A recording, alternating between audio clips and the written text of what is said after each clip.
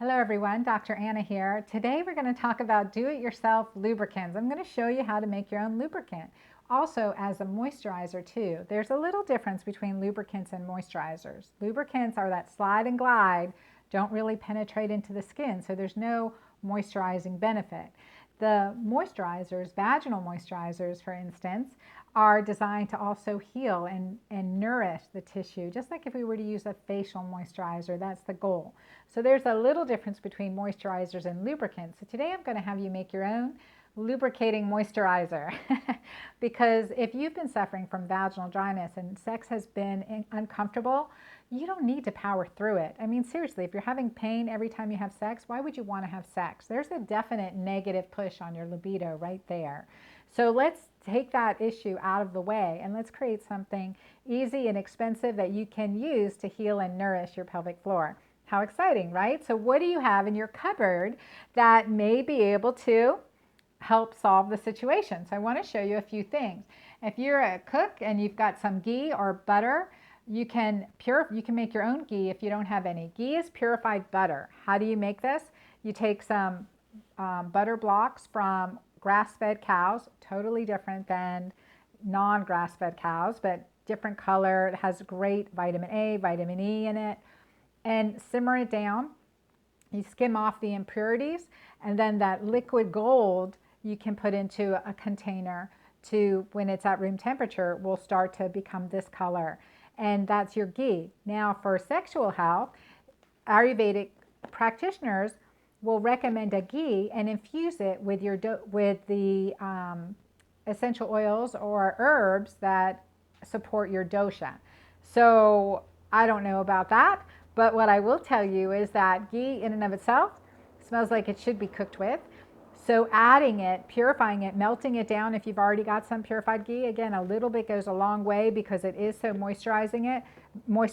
You can use a little essential oil and that becomes great. Put it in a little container like this, blend it in with the essential oil, and it's a great lubricant. Now my favorite, any of you have done magic menopause or sexual CPR know, is coconut oil.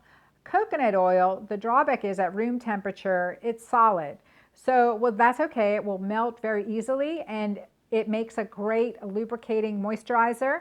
You want to keep a container in the bedroom and a container in the kitchen. Do not mix up the two. And it smells great. Oh my gosh, not much else you have to do with this. But let's add in, because many of us can suffer from irritated vaginal tissue, maybe discomfort after sex, especially if you've been dealing with vaginal dryness, that wanted to create something with a little bit more healing benefit than straight coconut oil in and of itself.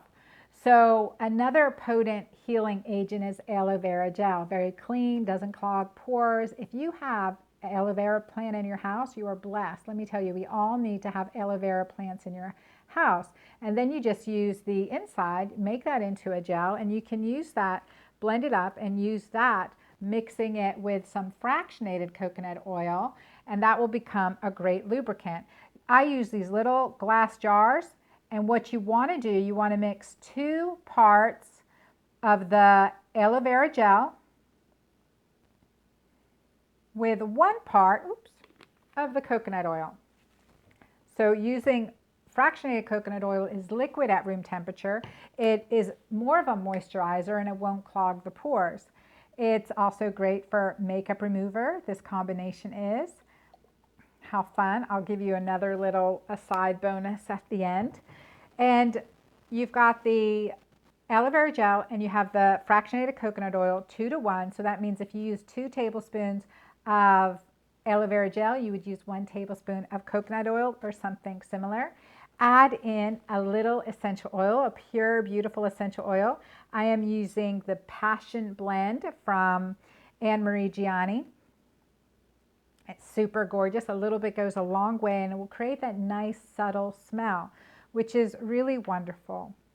Now, the great thing about vaginal lubricants and moisturizers is that the ideal is that they taste good, smell good.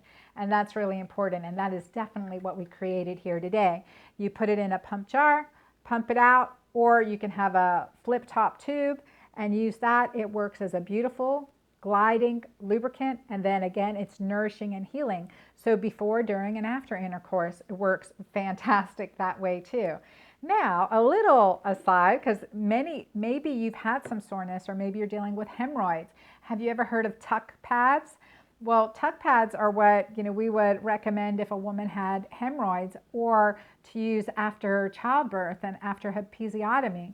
But you can make something even better yourself. So if you are having any vaginal discomfort, or you are dealing with hemorrhoids, cracked skin, etc., I want you to make some of your own tuck pads, which will also double as a makeup remover. Yeah, I know, 2 for the price of 1. I'm super excited about this. My daughters came home my 17-year-old came home the other day, and she had these cosmetic wipes that are in a container like baby wipes, right? And I was like, what is in this? And it was horrendous. A ton of hormone disruptors. Look, our teens don't need that. We don't need that. It doesn't matter what age we are. So make your own. And the way you're going to do that is very similar, equal parts this time of your aloe vera gel.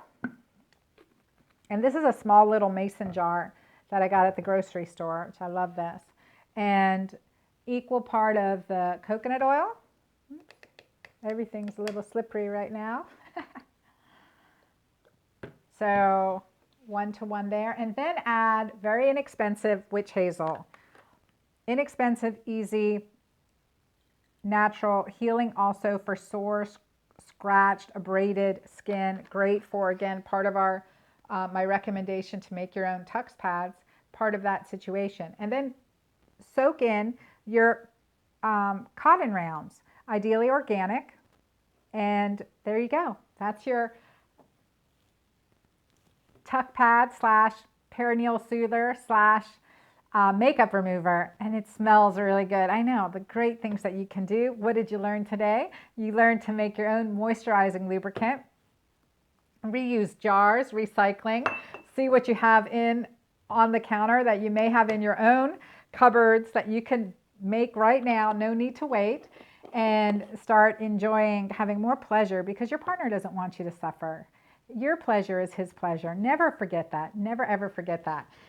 Then you can add on things if you need to. We've got in my cupboard, right, my Pure Balance Cream, my Julva, Mighty Maca, and when it's empty, you can put some cotton rounds in it and reuse the container. So if you have any questions, please comment below or email me back.